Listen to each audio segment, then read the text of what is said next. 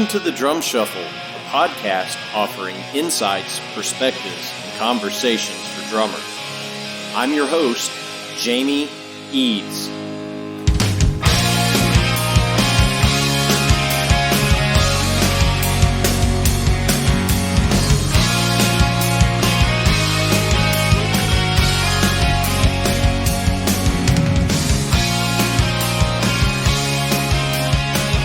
Hey, how's it going out there, everybody? Welcome to the Drum Shuffle. Jamie Eads joining you as I do each and every week. This is episode 112.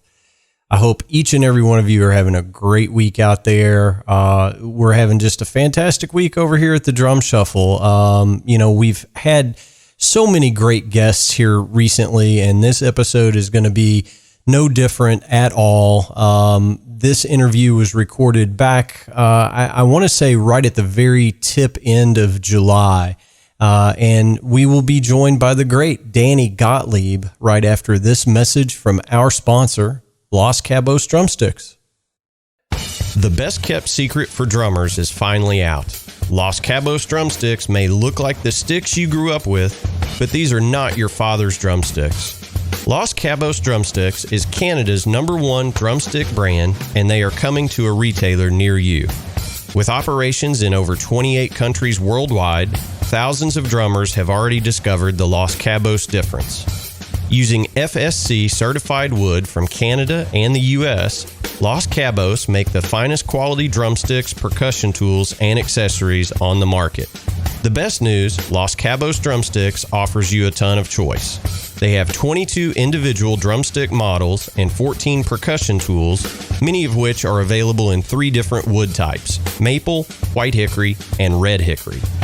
Red hickory comes from the center or heart of the hickory tree and has been independently proven to be both stronger and more elastic than white hickory without adding a lot of weight.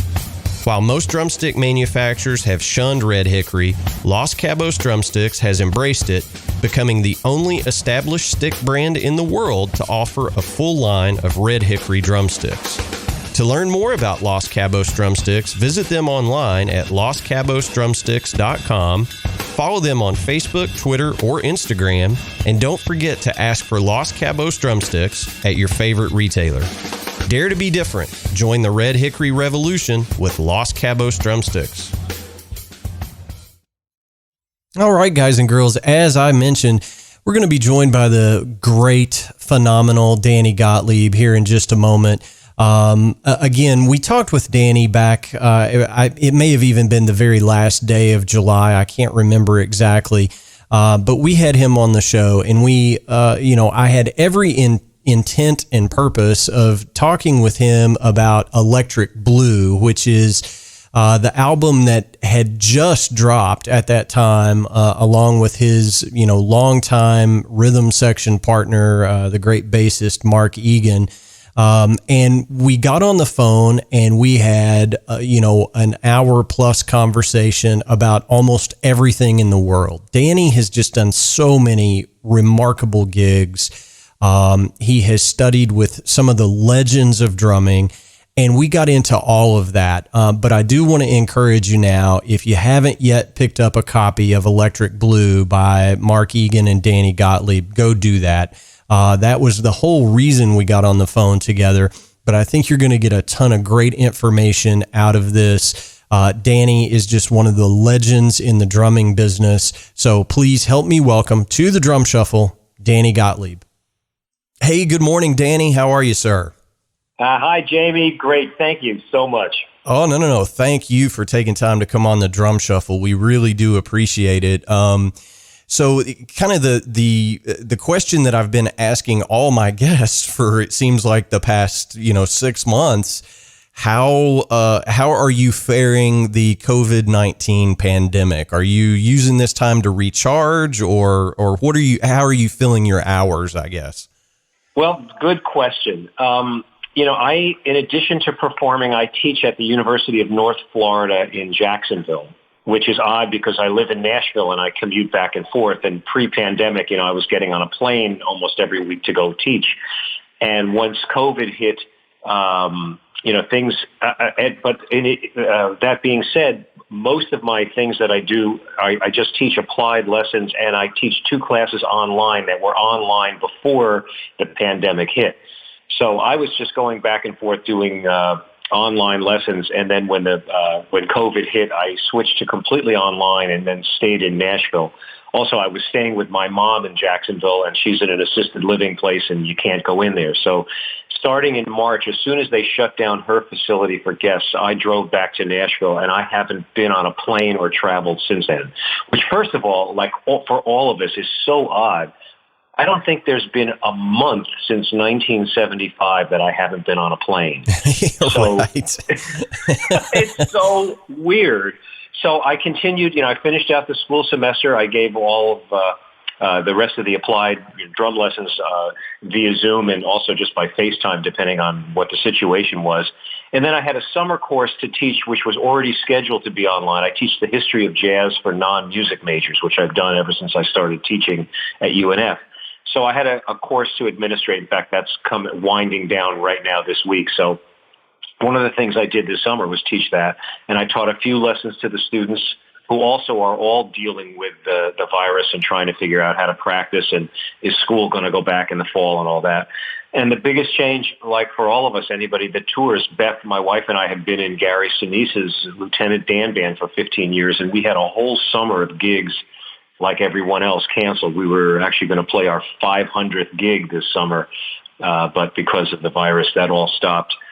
Where we live, there's a lot of exercise things that never shut down. We have clay tennis courts, so we play, when the weather's nice, we play tennis every single day. We're in a hiking group where we social distance, and we go on a 5-mile hike 2 times a week. So I've been exercising a lot. And the other thing is, I don't know if you're aware, but I worked on a labor of love with one of the greatest drummers and a teacher and a hero, Harold Jones, who used to play with Count Basie and Sarah Vaughan and Tony, then more recently with Tony Bennett. And the book was released about a year and a half ago. And I'm actually working on 2 new books, one with Airto and one with Terry Gibbs, analyzing the dream band playing of Mel Lewis. So I've been working on these books nonstop all summer and practicing. We're practicing on the pad, and that's what I've been doing with the time, and kind of, watching the news and trying to figure out where we're going from here. Well, I think I speak for all, aspiring drummers worldwide. All we need is Danny Gottlieb to be practicing more. That's all we need, man. So all Danny needs is for Danny to be practicing. Well, I mean, it sounds like you're staying busy. I've had some guests that are like, all they can do is woodshed right now. There's no touring, There's no gigs. So, it sounds like, you've always, as you said, you've been busy for the last 45 years, so right. It sounds like business as usual, writing books, all that good stuff. So I'm glad to hear that, you're filling your hours. You're not just bored to death in Franklin, Tennessee. No, in fact, I'm finding I'm not having enough time to do what I want to do. It's crazy as that sounds. Without all the gigs, I'm still, running around or not, or just finding things to do. You're right. But, it's good. I've always been, even though I'm, somehow teaching, I'm really more of a student. I've always been a music student, and I'm always trying to find stuff to keep growing just for the sake of doing it, really. Yeah. Well, and, you mentioned something there that I think we absolutely have to explore.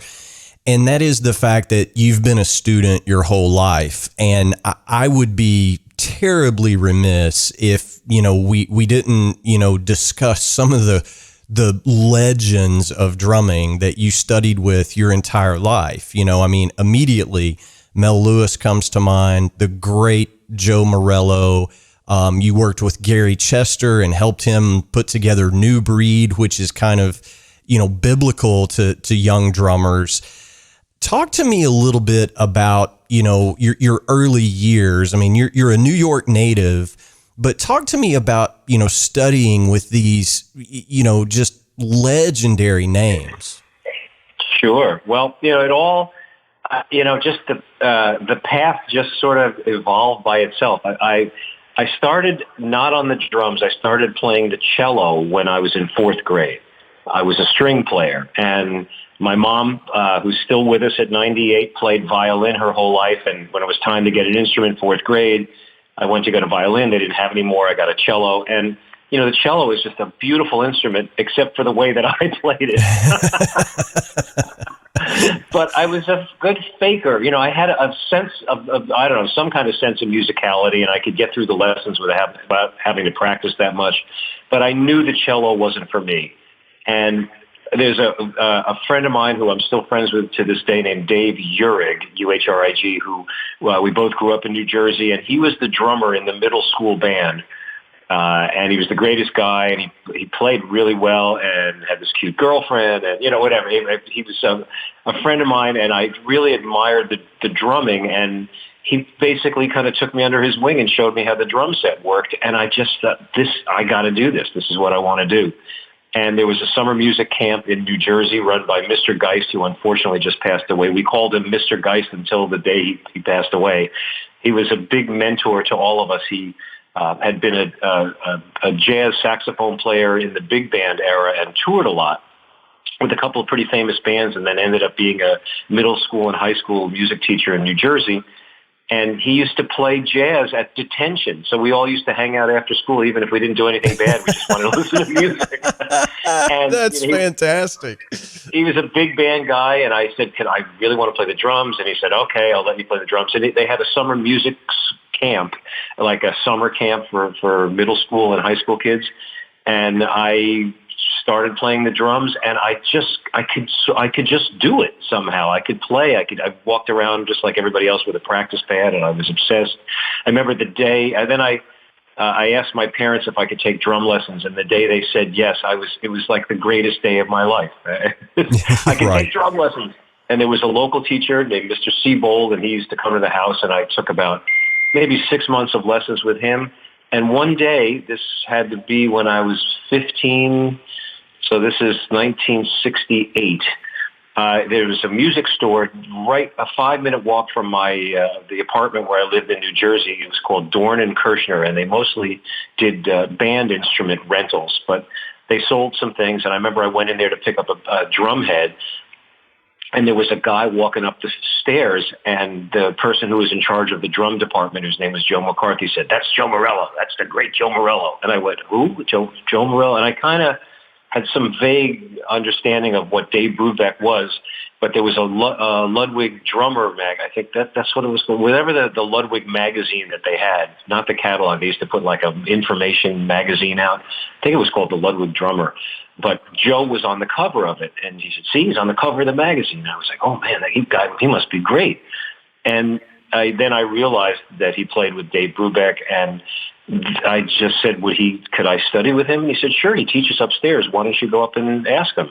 So I nervously went up and knocked on his door, and I said, I just started playing the drums, and I'm wondering if I could take a lesson. And he set up a time, what he called an evaluation lesson, which was basically you would go in there and he'd ask you to play a couple of rudiments, and then he would play faster than you could play, but with one hand. So he'd play a paradiddle. Now work it up. Okay, and then he'd be playing with one hand, and you'd go, "Oh, whoa, what? You didn't, what is that?" So he accepted me as a student, and I studied with him for about 2 years in high school. And Mr. Geist, the first thing when I wanted to play the drums, he said, "Okay, here's 2 albums you got to get. The first one is Basie Straight Ahead, which had Harold Jones playing the drums on it. We had it on reel-to-reel tape." Oh, wow. And the second one was Art Pepper Plus 11 with Mel playing the drums. And those were the first 2 jazz records that I picked up, or recordings. And again, they were on reel-to-reel. And I heard these recordings, and then we knew that Mel was playing every Monday with Thad Jones at the Village Vanguard. So Mr. Geist took a bunch of us students underage to New York, and we went into the Vanguard. I think the drinking age was 18, but somehow we got in there. And I saw Mel play, and I just freaked about Mel's playing. And I went up to Mel, and I'd been studying with Joe maybe for about 6 months at this point, or maybe it was a year into it. It had to be a little longer, maybe a year and a half. And I went up to Mel and I said, I'm a student of Joe Morello's and I love your playing. Could I take a lesson with you? And he said, no, I'm too busy. I don't have time for lessons. So I went back to my lesson with Joe Morello, and I said, yeah, I saw Mel. A bunch of us went to the Vanguard. It was unbelievable. I'm in love with his cymbal playing. But I asked him about if I could take a lesson, because Joe used to encourage us to take lessons with different people. He loved that. And I said that Mel said, I'm just too busy. And he said, he's too busy. Call the union in New York and get Mel's number. Get him on the phone. So I called the union and I got Mel's number. And we're at Dorn and Kirshner. I'm at a lesson, and I called Mel's house. Hello, Mel Lewis. Hi, my name is Danny Gottlieb. I study with Joe Morello. I met you the other night. I'm actually with Joe. He's in the other room. He'd like to speak with you. He said, okay. So Joe comes in, and he gets on the phone. He goes, Mel, what do you mean you're too busy? You can't teach him. This kid loves your cymbals. Come on, man. Give him a lesson. So he said, okay. And let's see, I was 17 because I just had gotten my driver's license. So I guess it was a year and a half or so after that. So I had a car, and Joe lived in Irvington, New Jersey, and Mel lived in Irvington, New York. He was living out of town, up by the Tappan Zee Bridge. So I went up to Mel's house, and a lesson was basically just going in and letting him just talk to me and play recordings for me. He had a lot of stuff also on reel-to-reel, and I remember the first day I went in there, the first lesson, he said, now, don't sit on the toilet seat too long because you can get hemorrhoids, and we're sitting on a drum seat, so you don't want to get hemorrhoids. And make sure you clip your toenails because they can get caught in your sock in the bass drum pedal. That was the first thing he said to me. I was like, okay. I mean, come on, this is Mel Lewis, and these are the life lessons that he's instilling. That's fantastic. And so, I had Joe, and then I was hanging out with Mel. And Mel, whenever he would do something, would invite me to, if he was playing at the Vanguard, he always put me on the guest list so I could go in. And a couple of times he would be doing local gigs. I remember one time he did the jazz boat where the band played on a boat that would cruise around New York, and he invited me to sit with him. I remember I sat next to Quentin Butter Jackson. We were like eating a sandwich before the gig, which was so much fun. He invited me to the recording Suite for Pops, which was a tribute to Louis Armstrong. So he invited me to the recording session of Thad and Mel. He sat me in the corner, and there was a tune on it called A Good Time Was Had by All, where they decided to overdub everybody banging on a cowbell so it sounded like a Mardi Gras. So they had cowbells and woodblocks and everybody yelling and screaming, and he let me play a cowbell on the overdub. Oh, so wow. That was really good. Yeah. And then, I had the two of them. Joe's amazing teaching was first of all, do you know much about Joe Morello's teaching methods? Sure. Well, did you know that he studied with George Lawrence Stone, who wrote Stick Control? Absolutely. Oh, okay. So you're familiar with all that stuff. Well, Yes. There was a whole methodology that Joe, imparted to us, basically, which was Mr. Stone's teaching method combined with Joe's brilliant interpretation of it, plus his own studies with Billy Gladstone and Joe Sefcik and some of the other people. So this was a very intense week-to-week teaching method where I couldn't wait to practice to bring the stuff into Joe. So I had that going on, and he didn't, we talked about music. Sometimes he'd give us a couple of exercises on the drums or ask us to play a tune or play a solo or something like that. But I was really focusing on the technique with Joe. And then I'd go hang out with Mel and, mostly just spend time listening to music and talk about some of the things that he had done. So it was really an amazing. Now I'm still in high school. Yeah. And then trying to figure out what to do with my life. Do I want to be a professional? I still hadn't made the decision that I was going to be a drummer. I didn't really know. I wasn't sure. Even though I'm studying with these amazingly famous people. So I was looking for a school, and one of my best friends, Ricky Levine, in high school, his father had gone to University of Miami and gotten a music degree, and he said, you really should check out Miami. It's a great school. And I took a look, and it's the only school at the time, or was the only school at the time, that offered a degree that was half business and half music. It was called music merchandising. And Miami was kind of ahead of its time with that. The only school in the country that had it. So I decided to go ahead and go to Miami and major in music merchandising, which I then switched to be just the jazz major after I was there I was sitting in the room doing accounting problems, and I really wanted to play the drums, and I just said, I'm switching to jazz. That's it. I got to give it everything I have, and that's what I did. So that's how I got to Miami. Well, and I would also be remiss if I didn't at least bring this up, and we're probably going to jump around chronologically a little bit, but while you were at Miami, and by the way, I mentioned this to you, we've had so many great Miami alums on this show, the great Rod Morgenstein, Ed Toth, Brandon Buckley, we've just had so many Miami grads, Mark Poise. It's just such a great school. But while you were there, you made a critical alliance to your musical life with essentially your bass player for the last 50 years, Mark Egan. Yep. Talk to me a little bit about that, and let's talk about the new release real quick. Okay. Well, I got to University of Miami in 1971. Mark had already been there for a year, and one thing that I kind of caught a lucky break going to Miami was Ludwig Drums used to have something called the Ludwig Drum Symposium every year, where it was like a summer get-together for a week at a university. And Joe Morello predominantly used to do it, and Carmine Appice used to do it, and Andrew Cyril, and sometimes Alan Dawson, and different people who were Ludwig, Ed Shaughnessy, Ludwig endorsers. And this particular year, my transition year between high school and college, which was summer of 1971, the Ludwig Drum Symposium was at the University of Miami, oddly enough. So I got to go down in maybe June or whatever month it was, prior to me starting my freshman year in September. So I got to go down to Miami, check out the school, be there for a week. And I happened to wander over to the jazz department where Jerry Coker was teaching a summer course for kids for a big band. It was Jerry Coker's last year at school.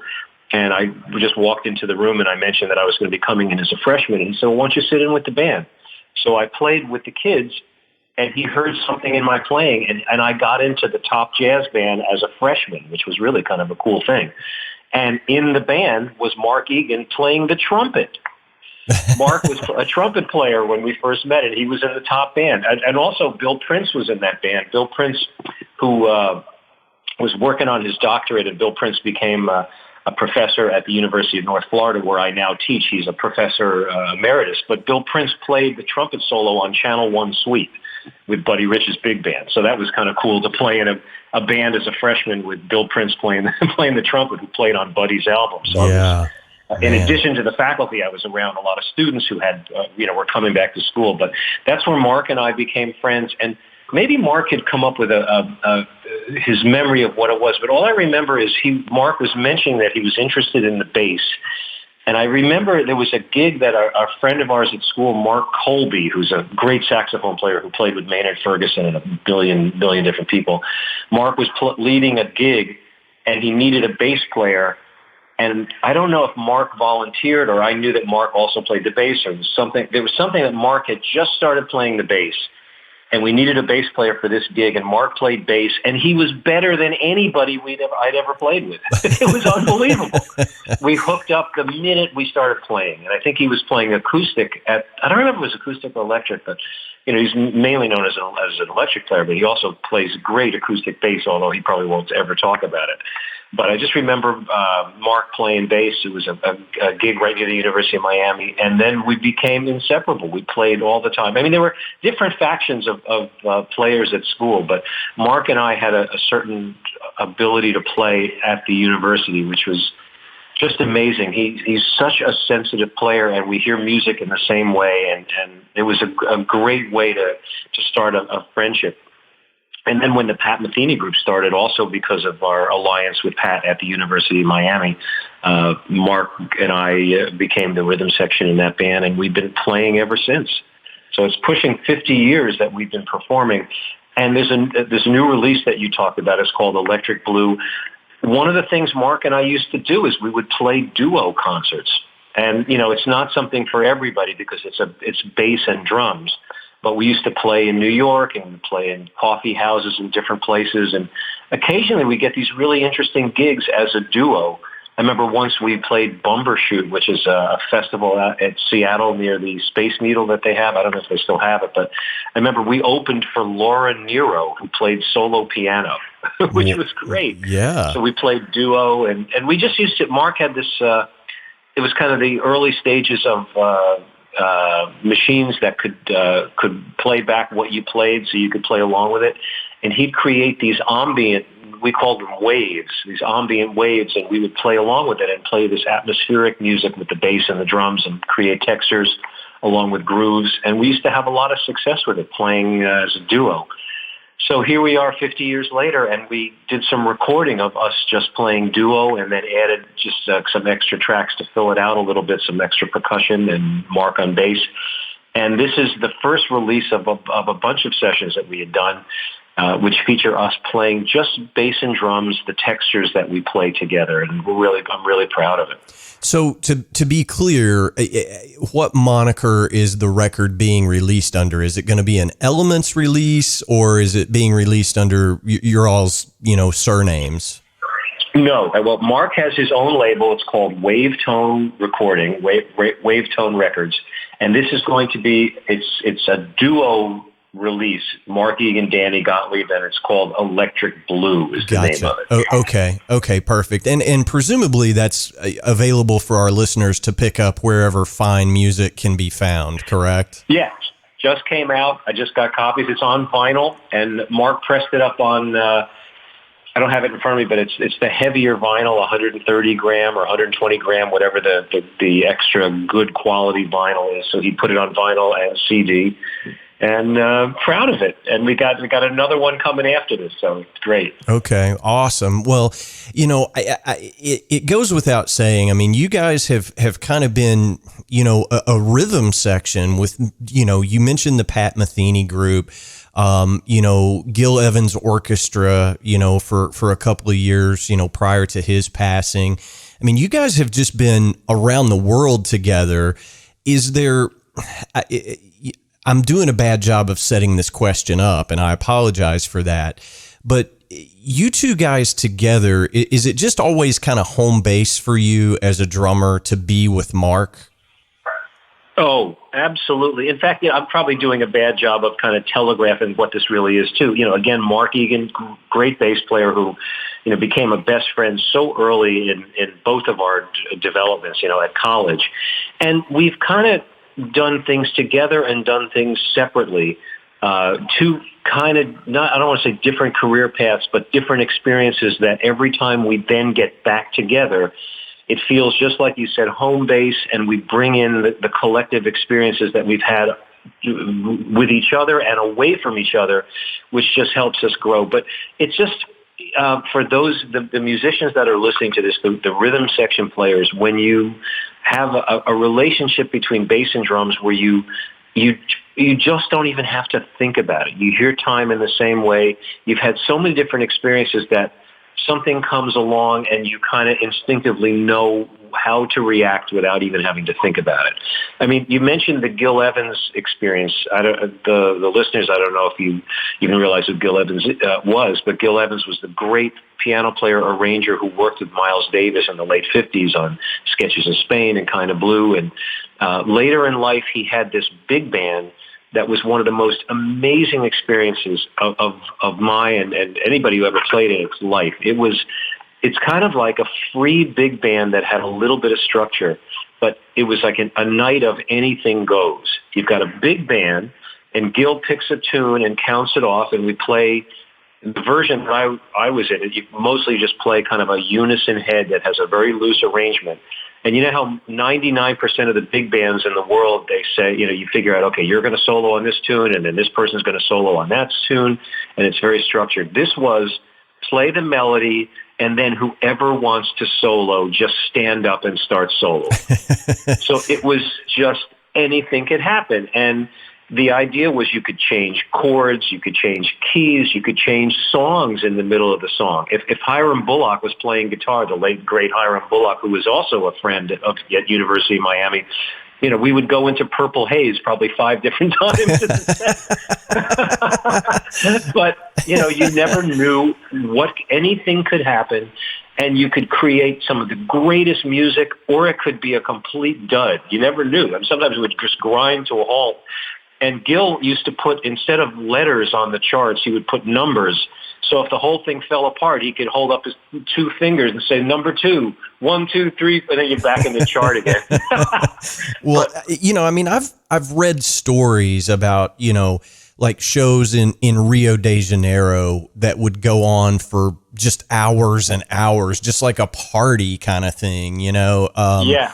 I can't imagine having that kind of freedom in a big band setting. That has to be just immensely rewarding as a drummer. And, conversely, you guys did a show in Italy with Sting, of all things. I mean, that's pretty amazing to run the gamut of the 2 different things, right? Oh, yeah. Well, it really kind of goes back to your question about the home base. The thing with Mark and I, especially, the Metheny experience was one thing. Well, college was one thing, then the Metheny experience, then our other experiences doing recordings and different record dates for other people. But then the Gil Evans experience between Mark in the rhythm section and the late, great Lou Soloff kind of being the ringleader in the horn section, they would start to play little riffs. Like Mark, sometimes we'd be playing a blues and we'd throw an extra bar in. We'd make it a 13-bar blues. So the thing would fall apart, but it was done on purpose. Or we used to have a thing called movable 1, where we'd be playing ding, ding, ding, ding, ding, ding, ding, ding, ding.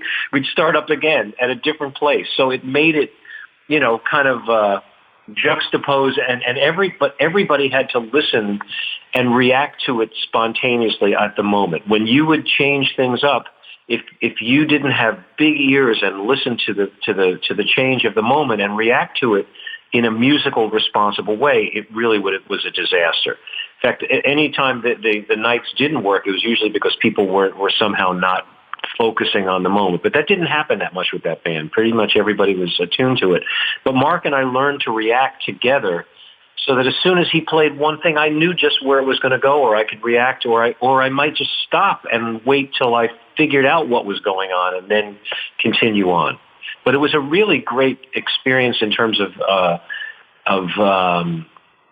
experiencing where music could go. So now whenever we play, like you said, it's home base, because I kind of know where things could go, and I'm open to it every time we play. So it's really fun. Yeah.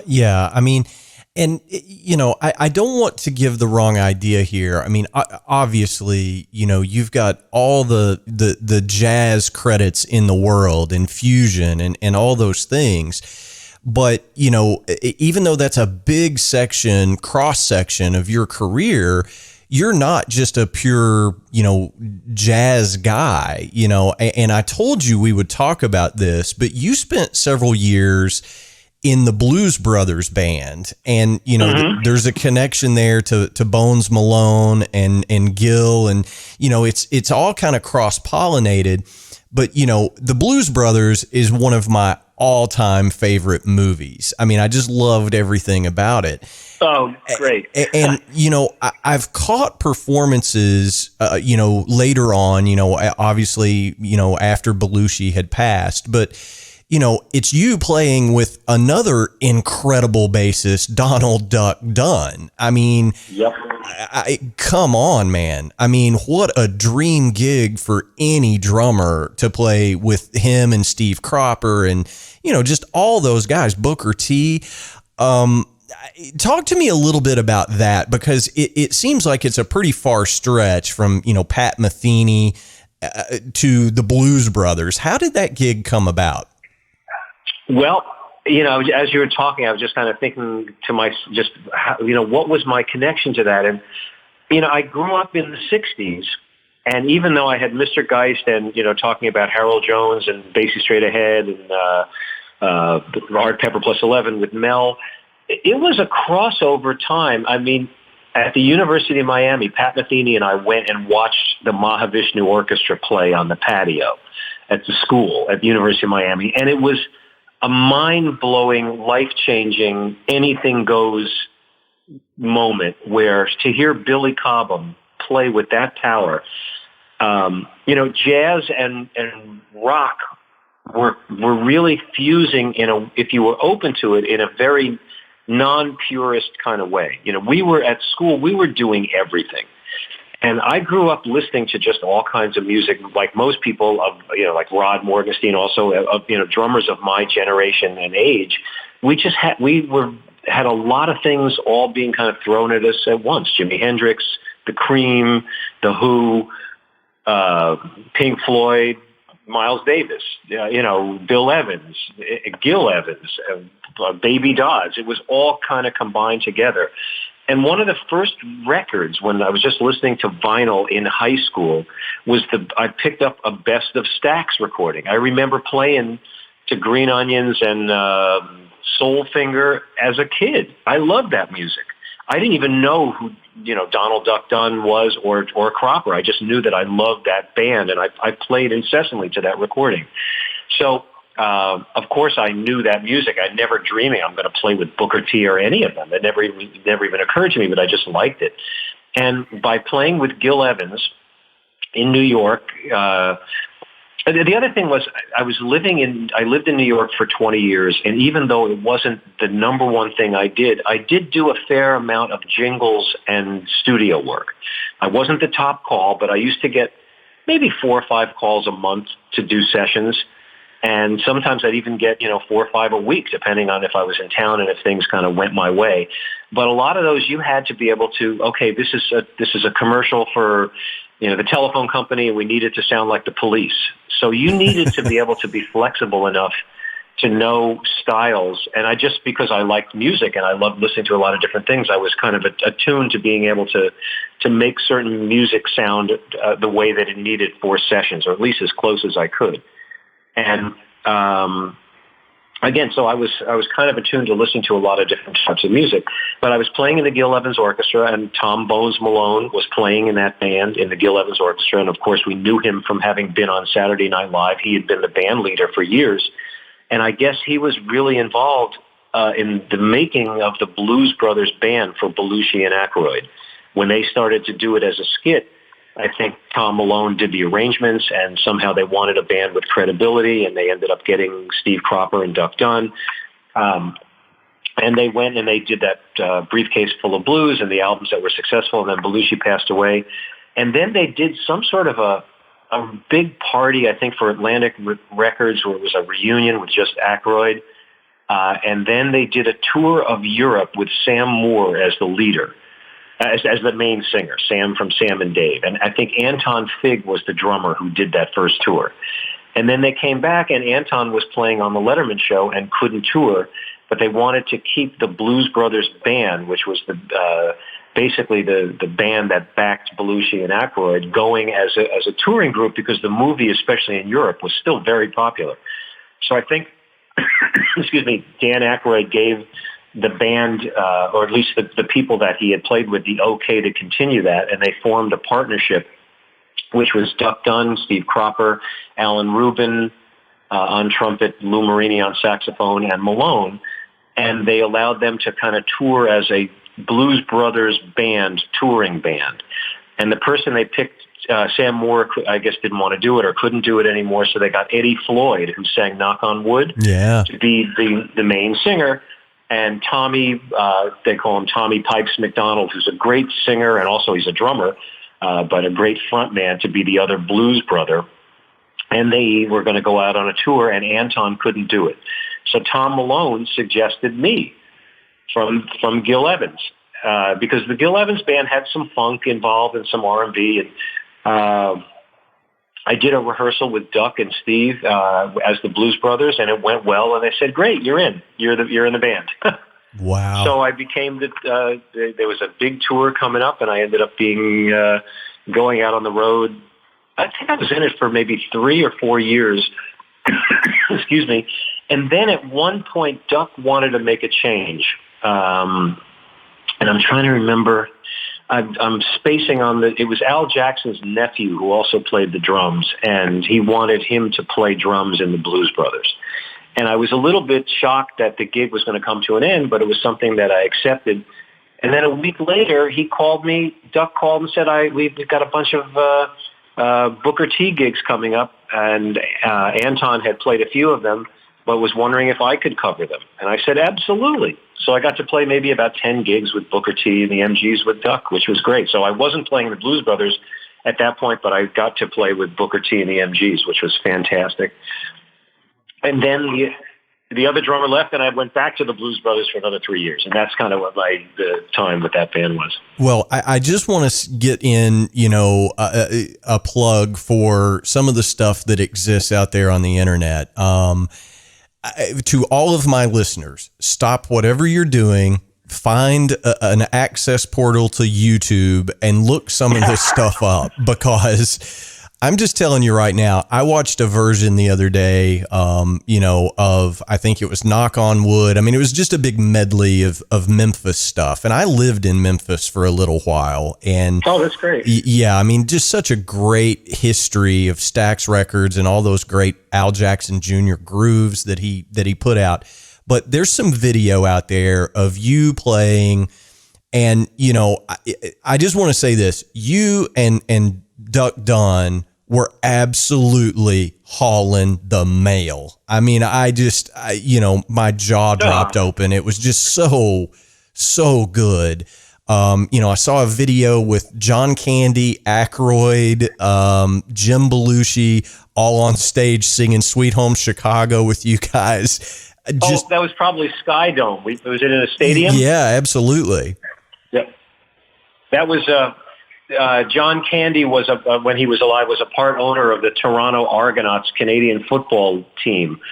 So we went and played a halftime show and then played a concert at the end of the thing, which was in the Sky Dome, which was great. To play in a big stadium like that, that was really fun. Yeah. It's just amazing to see you guys just, I don't have enough, platitudes to throw out, but it was just so good. It was deep, it was pocket, it was funk, it was all of the above. It was just amazing. So kudos to you. But I wanted to talk a little bit about that experience, because that's not jazz, obviously. So a very versatile player you are, Danny. Well, I just love music, and I don't know. I mean, there are people that excel in all of the different areas, that have an identity. I feel like my identity probably is a lot of it is the sensitive cymbal playing, is kind of the personality that when I'm playing music where you can actually tell who's playing the drums. It usually is things that are oriented like the recording with Mark, that has a certain sensitivity and a lot of cymbal colors. But when you get to play R&B and you're playing in a band, I used, for all of that, I used Al Jackson as my reference point. In fact, I don't know if you saw in one of the videos, there was that Back to Stax thing, which was a 4-hour concert, which took place in Medem. About 2/3 of it, I had to go back. We would play. It was 4 hours, and there was a break in between each 1-hour segment. And by the third one, we were sweating, and really, it was so hot in this place. And I used to see videos of Al Jackson, or I saw videos of Al Jackson playing where he would come out with a towel wrapped around his neck. That was one of the things, he's playing with Otis Redding, and he would come out, and I guess for the encore, and he had a towel around his neck. So I came out on the third segment with a towel around my neck. No one noticed, but that was me saying, Al, thank you. Nice. That's great. But, I can't say that I got a pocket exactly like Al Jackson, but that's what I was using as a reference. I'd play along with the recordings.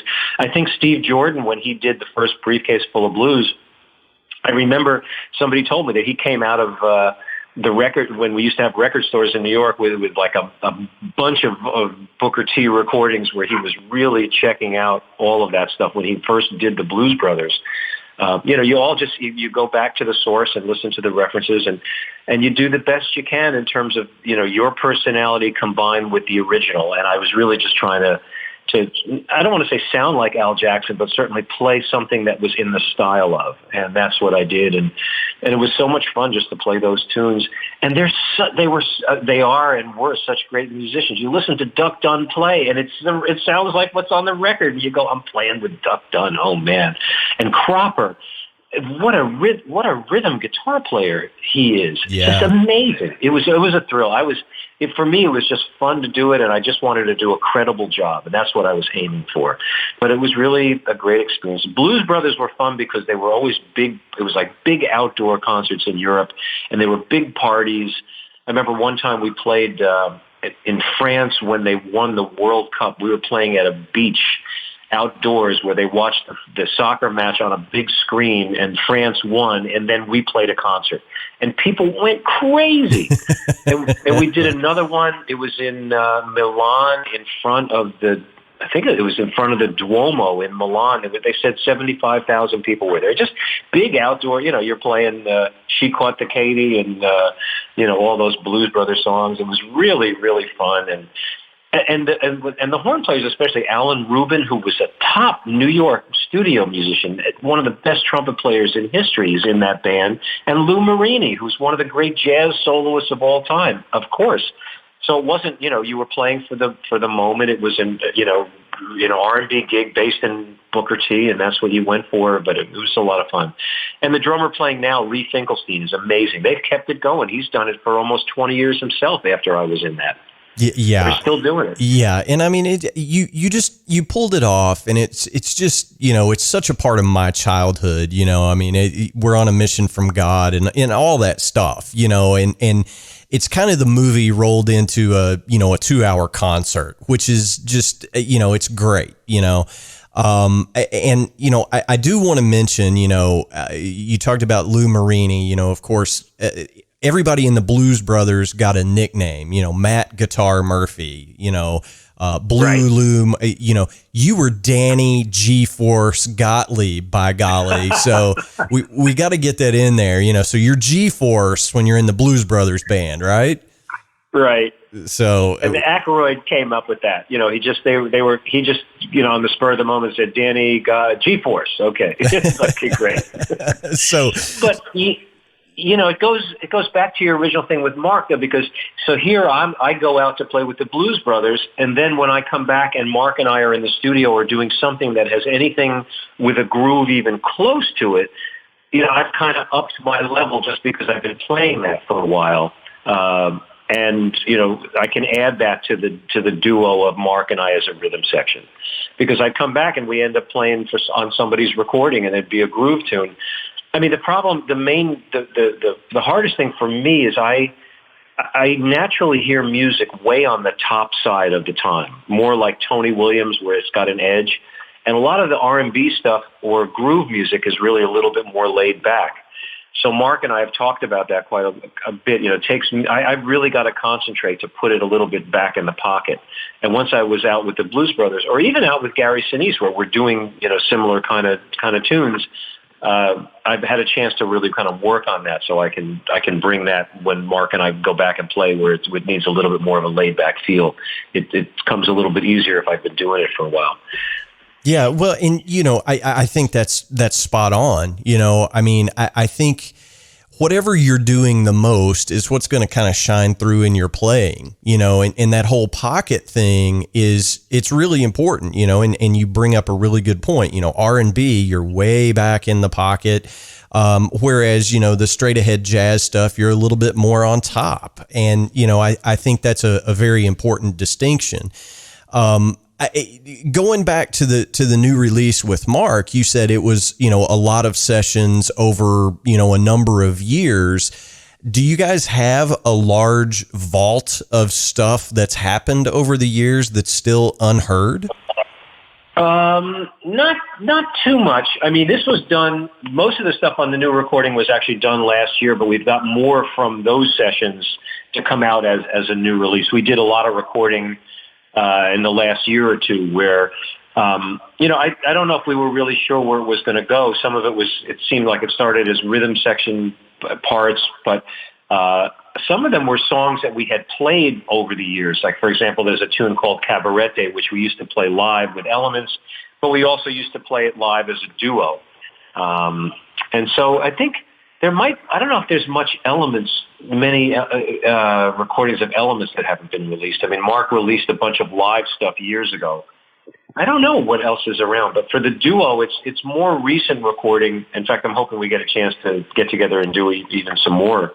But there's a whole album's worth of duo playing that didn't make it to this one. So there's some more stuff coming. Oh, that's good. That's great.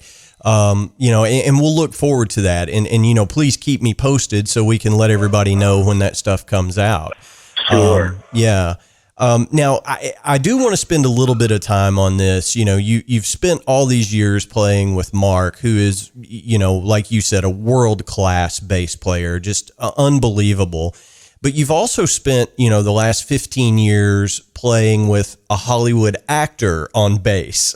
So, yes. Now, let me say this, okay? The first time I heard about the Lieutenant Dan band, I was like, okay, so Gary Sinise is playing bass in this group. I wonder how that's going to be. He's actually a really good musician, so tell me about getting involved with that and the last 15 years, really. Well, it's, things come out of nowhere. It's so bizarre. I just want to say, before we even get into that, one last thing with Mark. While you were talking, I was just thinking to myself, the thing about rhythm section playing, I guess, is, you bring something as a team to the music that you play.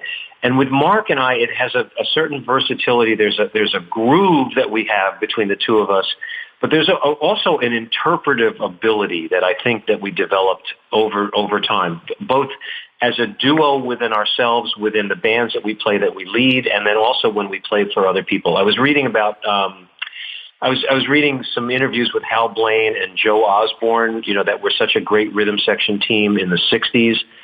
And it got to the point where they would go to the studio and they would have to make something out of the music that was there. And I think Mark and I, over the years, had so many experiences where that was the case. Even with Gil Evans, when a chart would come or a tune would come, we would try to find some way that we could make it personal and give it a direction and a shape that made the music work. And I think as opposed to doing it individually, we were able to do it as a team. Not just we played a nice groove together, we could interpret the music as a team. And I think that's one of the fortes of the two of us. I just wanted to mention that. Yeah, sure. So, and then the situation with Gary. Well, I'm married to a wonderful woman, Beth, who is a great percussionist. We've been married now 21 years. Beth also plays the drum set, but she excels at timpani and mallet playing. And for years, she worked at Disney. She went to Eastman and after getting her master's, got a job at Disney World. She was also a drum corps person. She played snare drum in Spirit of Atlanta in 1980 when they won drums. So here's a girl playing the snare drum, and they win drums, and she's a ridiculous rudiment player on top of being a great percussionist. Be careful what you wish for. Yeah, I mean, I'm never going to play me with my Joe Morello left hand stuff. I'm never going to play the snare drum like she does. That is something else. It's drum corps playing. So she's got a certain precision, and so our marriage has been a lot of fun with percussion and drums between the different approaches that we have and what we bring to the table. But she was working at Disney. We got married. I was living in New York. This is 1998. We met at a PASIC, at a Percussive Art Society convention. Awesome. Jim Catalano from Ludwig introduced us, and we ended up, marrying a year or so later, and Beth was living in Orlando. I decided to move from New York to Orlando, but still kept an apartment in New York, thinking that I would just have it as a backup, or I would go back and forth to New York. And it turned out I didn't really even need to be there that much. But moved to Orlando, and Beth was still working at Disney, and she was playing the Christmas show, which is called Candlelight. And Candlelight is a show that's been at Epcot forever. I think Beth's done it since it opened.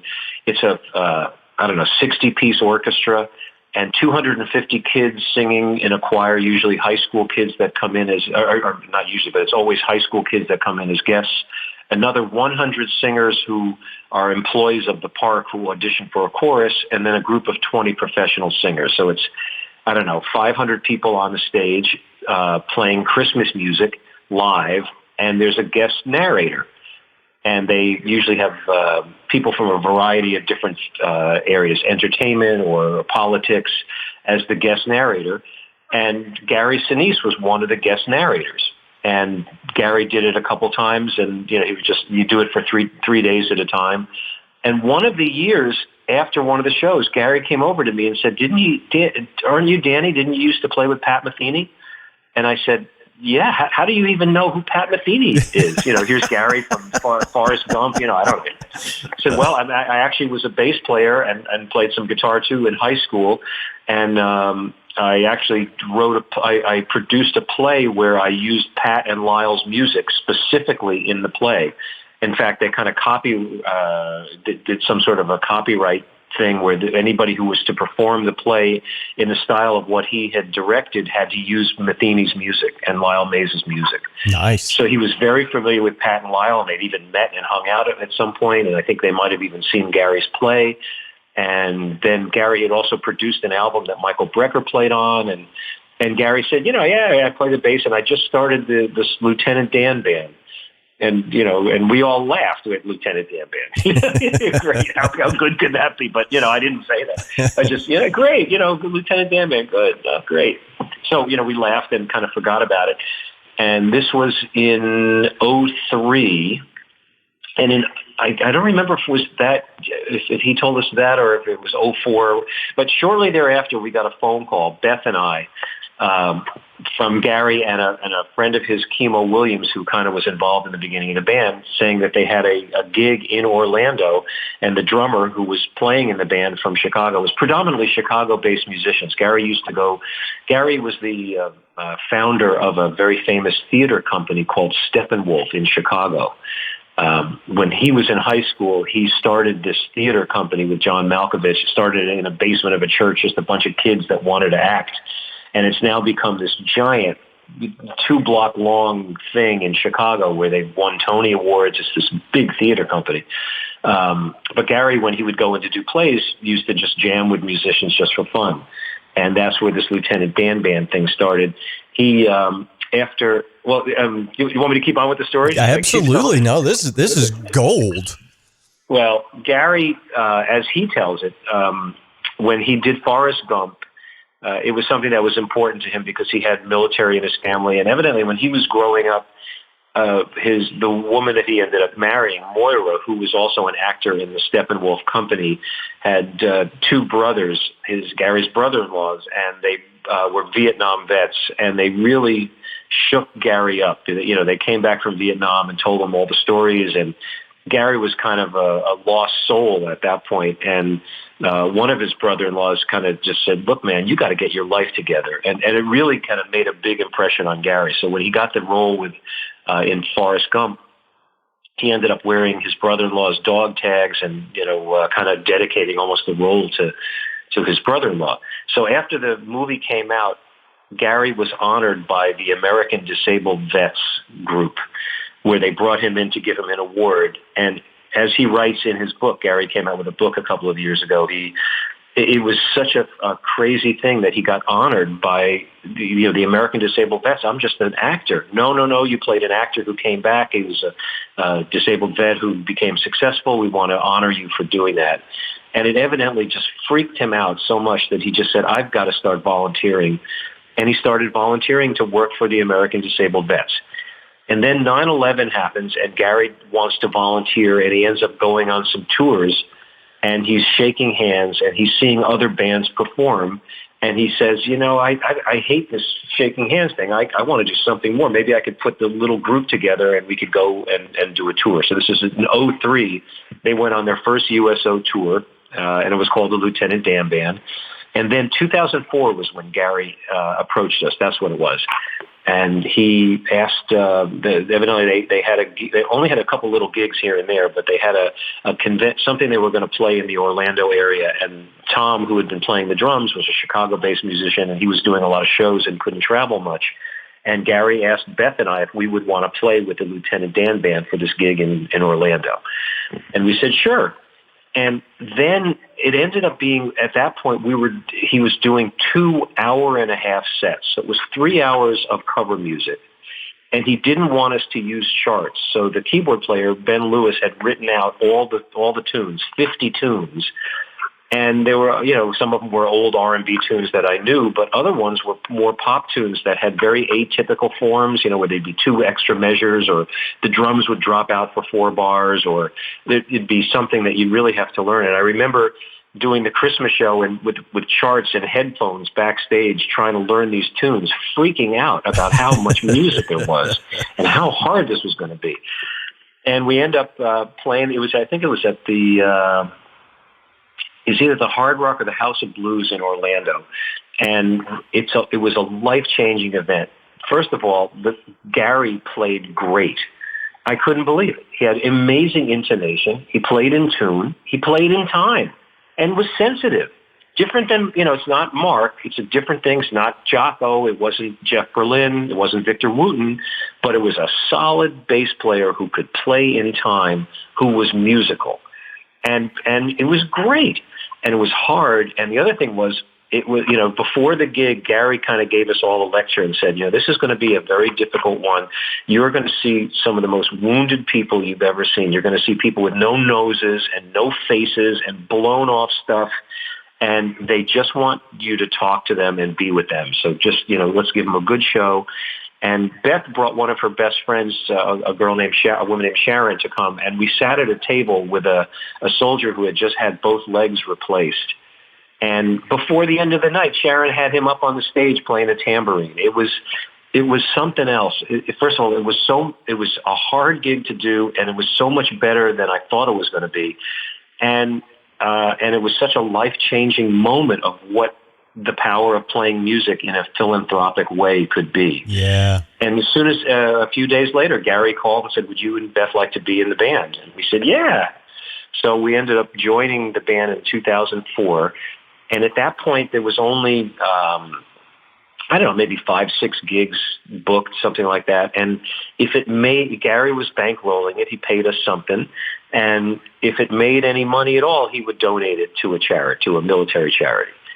And then it started to evolve where there were more and more gigs. People started to see Gary as a celebrity. The band was really good. And people would leave and would recommend other people who were as good or better than they were.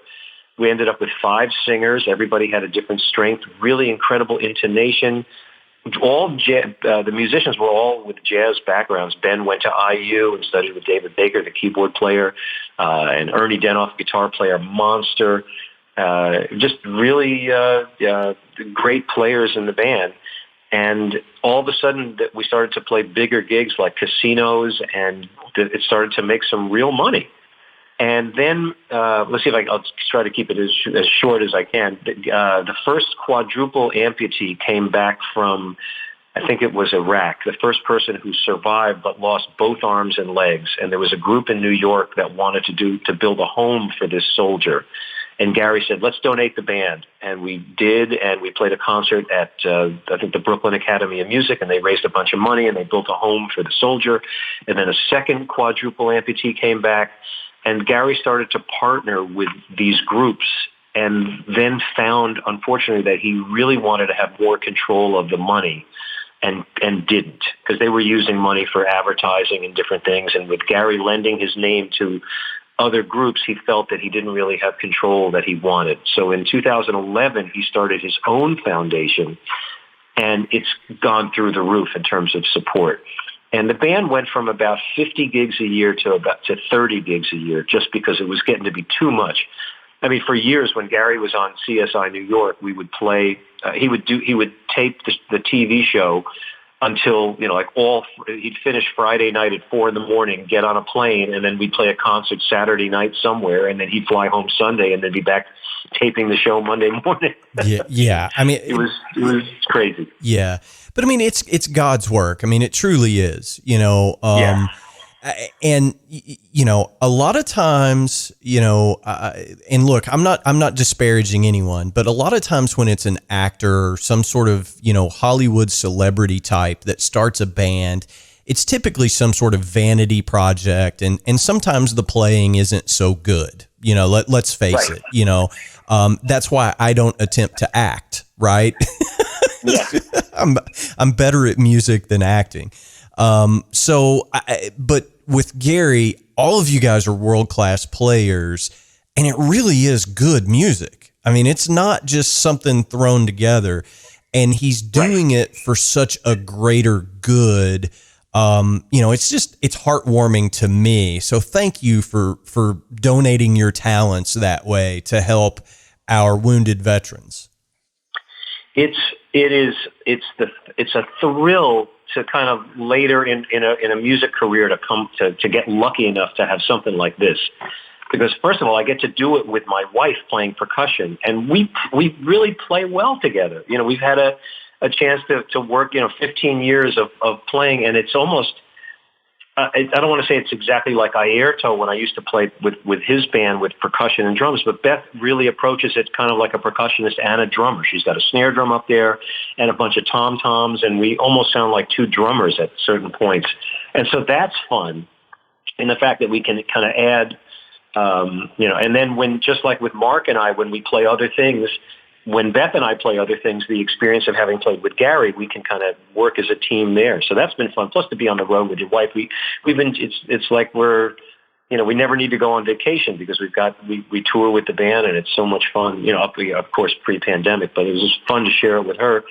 And also watching Gary, I mean, if anybody reads his book, it's kind of, you can see how he operates, which is he's just a person who gets a vision and says, how can I get this done to do good with it? And it's fascinating to watch. I mean, the band is now one small part of this much bigger thing. He's got, this program that works for first responders, and he's got these programs that work with all kinds of different people, with vets that have all kinds of different problems. He took over an event that we used to do called Snowball Express. We did it for about maybe 7 or 8 years in the Fort Worth area, which is a thing where American Airlines was flying 1,000 to 1,500 kids who lost a parent in the war to have a bonding 4-day weekend where they would get together as a group and play games and go to the rodeo and all kinds of stuff like that. Gary, we played it as a band, loved this event so much, he took it over, and for the last 2 years has brought 2,000 people to Disney World, all kids that lost a parent in the war and their remaining family members for a vacation at Disney World and a bonding session. And we play that event. It's something else. Unfortunately, this year with the pandemic, I just read that, of course, they've got to cancel it for this year. But there's so many programs that he's done that it's just so much fun to be a part of it. And the mission of the band in terms of what he uses it for has shifted a little bit. Whenever they would build a home for a soldier, for years, we used to play concerts in that area, which would get all of the local businesses and people involved to know who their local hero is. That was always fun to do. I remember there was a home they built for someone in Tampa, and we played a concert right downtown Tampa. They had thousands and thousands of people all supporting the soldier. And, we haven't been doing that so much. We've been doing more bases and corporate gigs where, Home Depot, for example, we played their party, or Publix, where we'll do a corporate event and they'll donate a pile of money to Gary's foundation. So it's kind of a win-win for everybody. Yeah. Well, unfortunately, it's just fantastic work. And again, if you hear of the Lieutenant Dan Band in your area, go see them. And you're going to have a good time, guaranteed, so. Yeah. And from a musical standpoint, it's the same thing. Even in the Metheny Group, we used to do the song American Garage, and it had a hint of The Who in it. It was like, I felt like I was Keith Moon. And the same thing when we play Baba O'Reilly, I am trying to use the great studio and performing drummers who played on all these records or these recordings as a role model. We play, it's 25 cover songs. Some of them are more contemporary that don't even have drummers on it, that have machines, and you try to sort of duplicate not necessarily the machine, but kind of figure out the most musical way to play it. But when we play a Stevie Wonder tune, I am trying to sound like the track. We play Rosanna, I'm trying to sound like Jeff Porcaro. And it's kind of a nice cross-section if you love music just to play. with people this good because they all play well. Everybody's got good time. Everybody plays in tune. The singers sing really well. They all interpret the music. Unfortunately, we just lost Charlie Daniels. We had one experience. We played the Kennedy Center maybe 5 years ago. We have a fiddle player in the band, Dan Myers, who's amazing.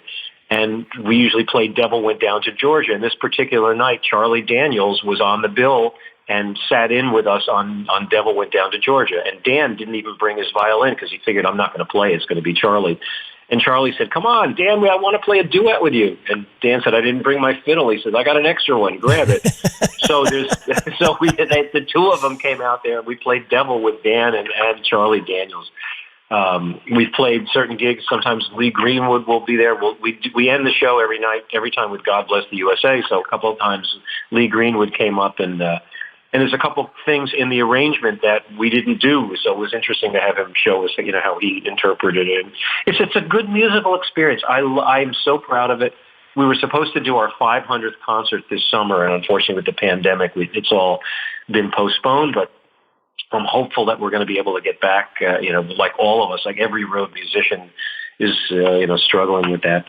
And then, it's fun because I would tell Mark about my experiences and Mark even gave me a little practice thing to give to Gary so he could, work on playing on the road. And it's just, I share it's like we do all that stuff and then I end up going back to home base with Mark whenever we can. So it's a lot of fun. Yeah. Well, your career is just so storied and, you've played with everybody.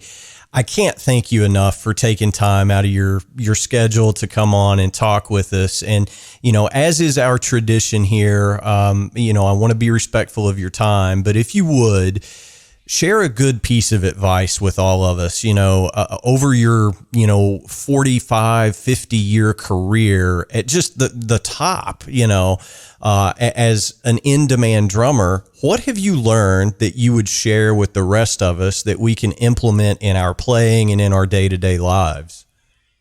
Well, it's a question that a comment I'd like to take a little time and talk about it in a thoughtful way because as a player and also a teacher, I really feel I have a responsibility to students or anybody who's interested in pursuing this as a career.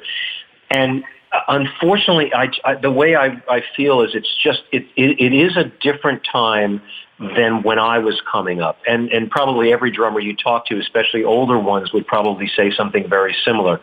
When I went to school, my whole purpose was I just want to see where I can go with this. I just want to get better. And, when you look at the eclectic, the fact that I played so many different types of gigs, I just wanted to play the drums in a good environment where it was professional and I could just play. I wasn't so concerned about, some people look at this in an artful way where they only want to do one thing. I just wanted to play the drums and get better. And one thing we didn't mention, my first gig out of college, I was on the road with Bobby Rydell for a year. I don't know if the listeners even know who that is, but Bobby was a famous teenage rock idol in the late 50s. And one way at University of Miami, we used to work our way through school is we would play the shows on Miami Beach. And we would, and I used to play a lot of, whenever the entertainers would come to town, I'd work the shows, and I played Bobby's show. And upon graduation, Bobby had a trip to Australia and said, I need a drummer to tour and be my musical director. So I did that for a year, and Metheny thought I was crazy. You're going on the road. Come up to Boston. We got to play jazz. What are you, crazy? Bobby Rydell. I just wanted to play. I wanted to travel. I wanted to play. And it seems like it might have been a weird choice. I ended up getting to play jazz too, but I just wanted to get better. So when I graduated school, I got the gig with Bobby from playing on the beach. But then when I moved into Manhattan, there were so many bands that I could aspire to play in for experience. And especially, in the jazz field, my heroes, Stan Getz had a band, and Jerry Mulligan had a band, and Diodato had a band, and David Sanborn had a band, and, on and on. And, Buddy Rich had a band who wanted to be a horn player. Thad Mell had a band. Woody Herman had a band. Basie had a band. There were so many touring and performing opportunities, and I just wanted to get to New York and get better. And that's why I started taking lessons with everybody, and I was able to start working immediately. And I was always able to make more than my expenses were. And my goal was never to be, when you think of success, I just wanted to keep playing and get better. That was the whole thing. I just want to have the freedom and the opportunity to see where I can go as a musician and enjoy the process. And that's really what I've been lucky enough to have done for 50 years. Of course, when you have people like Mark Egan to get to play with as a rhythm section, it's wonderful to share those experiences. But now when I look at people who are in college who are going to be graduating and doing this as a career, I find it a very confusing time. Pre-pandemic, I found it a very confusing time. And in terms of advice, there's no substitute for hard work and practice and exploring and listening with an open mind. And now we're in one way, we're at a time where there's so much information available, especially with YouTube and all of the audio that's available through streaming services. It's almost confusing that there's so much available, but there's so much to learn and so much that you can find, which is a wonderful thing to be able to do. But then to be able to have a career with this, I find it just sort of a confusing time in terms of where you could go with this. And I think what I would use as my advice to up-and-coming musicians is to think this out. Kind of look at what, if you're thinking of going to first of all, I would go to university and study for sure. But in terms of where I would go with a career with this, I don't know if I would only do music. I wonder if I would consider doing two careers at the same time. Some people only focus on music and they find that they can be successful. I know more people graduating school that have a more difficult time than I did when I was graduating because there were less opportunities. So I'm looking at a couple of the students who have graduated who have found careers in other things besides music, but they still play music without having to depend on it to make a living. And some of them are very, very successful, where they continue to make CDs, they continue to grow, they continue to take lessons, they continue to study, but they have a second career. And it's a question that I don't really know the exact answer to, but I'd just like to throw it out there. When I was graduating school, if you didn't put everything you had into the music, you were accused of selling out. How can you do something else while you really want to focus on music? But today, it's just more difficult, and a lot of those playing opportunities don't exist. So just something to consider. I wonder if maybe if I was doing it again, if I wouldn't consider doing two careers at the same time, music and something else. So that's the only, I don't know if that constitutes the advice that you're looking for, but it's just something to think about. No, I mean, I think that's great. And you bring up so many good points that, I could expound upon for probably another hour, but it's way harder to make a living in music today than it was even 20 years ago, when I was coming up, right? It's just, there's, everything is set up against the artist now in the business, I think. And that's me viewing it through the artist lens. But, you bring up really good points. And, I'll share a funny moment that I had with Rod Morgenstein, who is a good friend of yours. When he was on the show, he was talking about playing the Exit Inn in Nashville in 1973. Yeah. He said, I think they paid us $500. And I was like, wow, that was more in 73 than what they pay a band today. Yeah. So so case in point, it's a lot harder to be financially secure and successful in the music business. So I think your advice is spot on.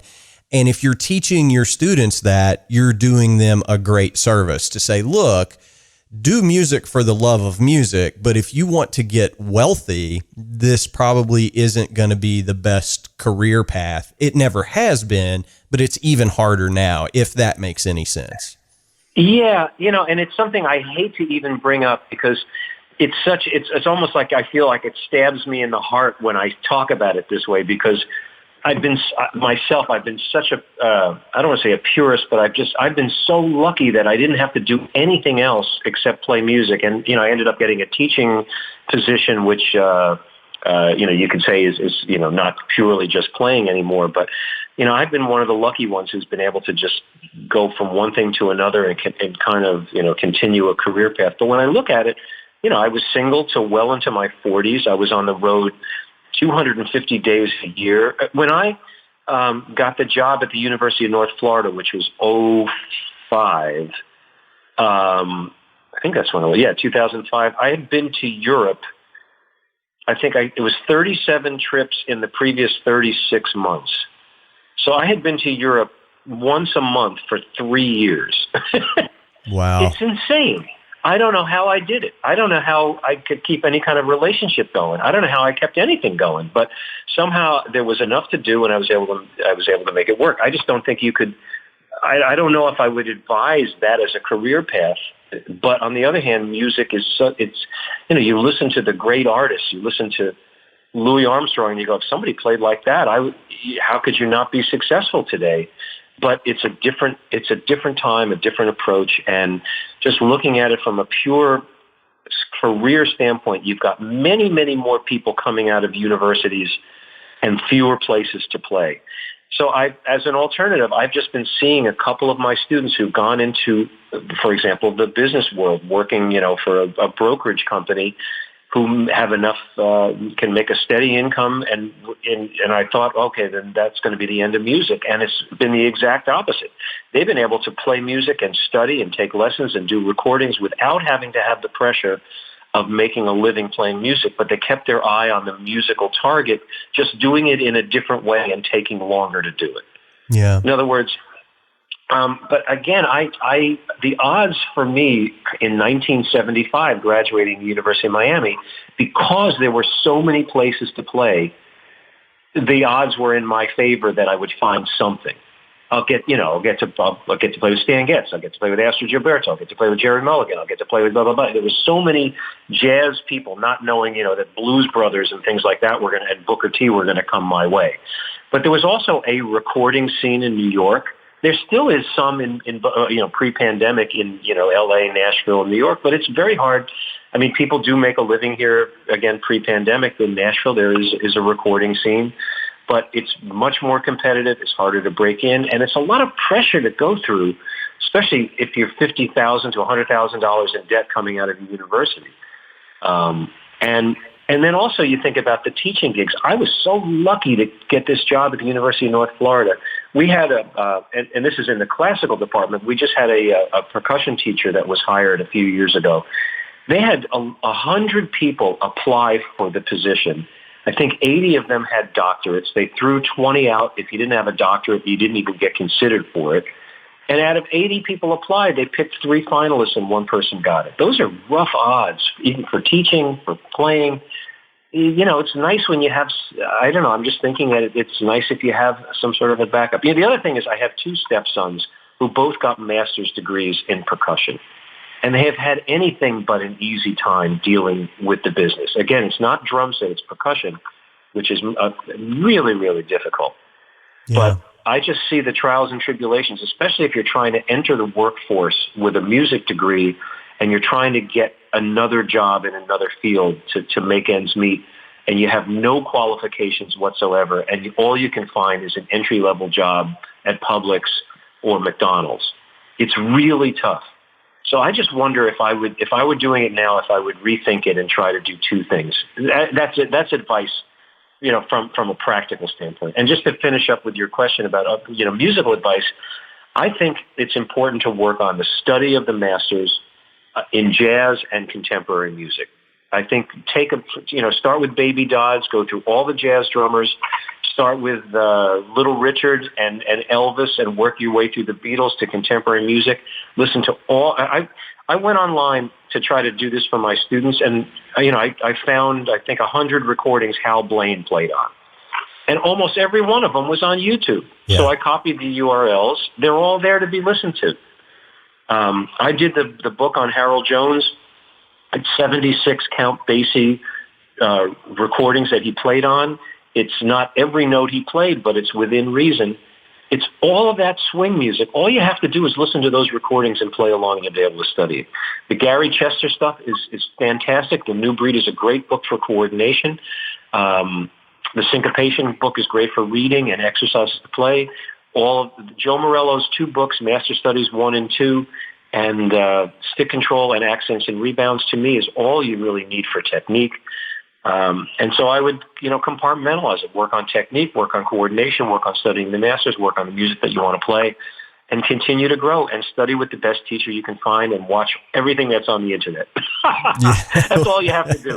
Well, I'll get busy this afternoon. How's that sound? Yeah, it's funny with college. I wrote out everything I want the kids to work on, and it's 4 hours of practice a day. You can't even do an hour a day. Not when you're in college. Forget it. Yeah. So that's and in a way, the pandemic, as rough as time as it is, it like you said at the very beginning, this is a good time. Not that I'm spending every minute on that, but it's a good time to get things done. And I think the remote teaching for the fall could be a chance for everybody to get things together that they haven't had a chance to work on. When you're running from one class to another, there's barely time to catch your breath. And depending on how much work you have to do, if you are a high school student or a college level student, you're going to have a lot of time at home. This is a great time to practice and work on things that you haven't been able to do. So I wish everybody the best.